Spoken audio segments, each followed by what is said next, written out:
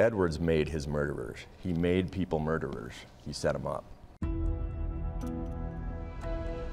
Before the story of Steven Avery captivated the nation in the Netflix documentary Making a Murderer, retired Great Falls Police Detective John Cameron studied Edward Wayne Edwards, who he says embarked on a horrific killing spree. And January 8th of 1997, he announced his count, and he had killed 500 people from 1945 until 1996. I've been in crime all my life. His list included some of the nation's most highly publicized murder cases, including the Zodiac killings and JonBenet Ramsey.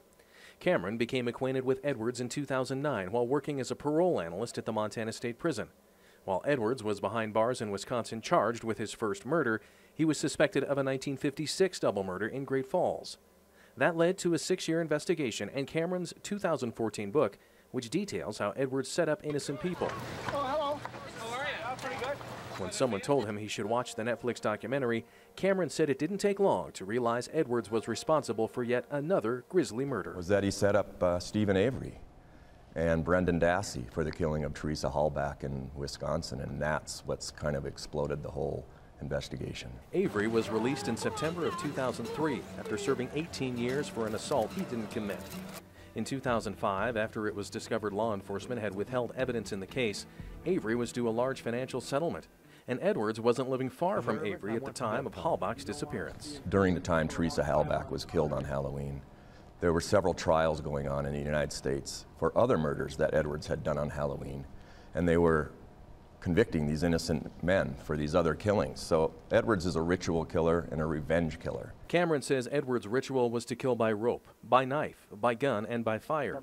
He says it would have been easy for the elderly Edwards to make his way onto the Avery's open salvage yard and obtain DNA, then kill Halbach after she was on the property and dispose of her body. And Cameron says Edwards sent law enforcement a cryptic letter written in the form of Avery's nephew Brendan Dassey detailing planted evidence. Cameron is so convinced Edwards killed Halbach, he recently drove to Manitowoc County, Wisconsin, where he tried unsuccessfully to tell his story to law enforcement. He had better luck convincing Avery's family, who then learned a prominent Chicago lawyer had agreed to represent Steven. Kathleen Zellner is actually mentioned in my book because she has represented other clients that Ed Edwards had set up for Halloween murders, and she has gotten them off. Cameron has now been inundated with interview requests, and his theory has lit up the internet. He says it's a horrible story, but one that needs to be told because there are a lot of innocent people like Steven Avery who were set up by Edwards. You know, they don't even know who Ed Edwards was.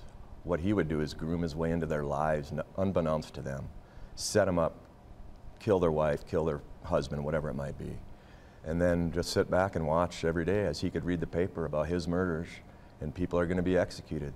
You know, Mr. Edwards is dead now, but he's still killing in his afterlife because he set people up and they're being executed. So, in Great Falls, on special assignment, Tim McGonigal, MTN News.